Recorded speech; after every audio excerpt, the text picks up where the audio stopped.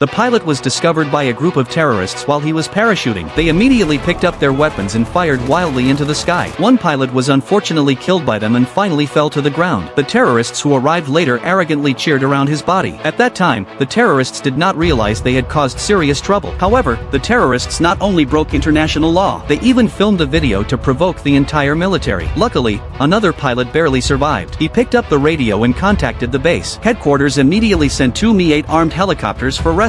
They also sent special forces to search and rescue the surviving pilot. But the radio signal was intercepted by the terrorists. They arrogantly declared that they would capture him within 30 minutes. The pilot ran quickly to confuse the terrorists chasing him. He even threw the radio in the opposite direction. But the terrorist leader quickly saw through his trick. Soon they drove to the pilot's location. The pilot had no choice but to hide under a cliff. When the terrorists were about to find him, the Mi-8 armed helicopters sent by headquarters arrived. They immediately opened fierce fire on the terrorists. A violent battle broke out between both sides. The pilot seized the chance to jump down the cliff to escape, but the terrorists saw him and shot at him madly. Luckily, the pilot was only shot in the leg and survived. At that moment, one Mi-8 helicopter was hit during the battle. It had to make an emergency landing under the cover of its partners. As soon as they landed, the terrorists surrounded them. Several soldiers jumped off the helicopter and fought back. During the intense battle, the machine gunner was shot and fell. The teammates covered everyone to board another helicopter and retreat. Meanwhile, the special forces from headquarters arrived at the crash site. They used drones for full surveillance. They quickly attacked the terrorists in the area. With perfect teamwork,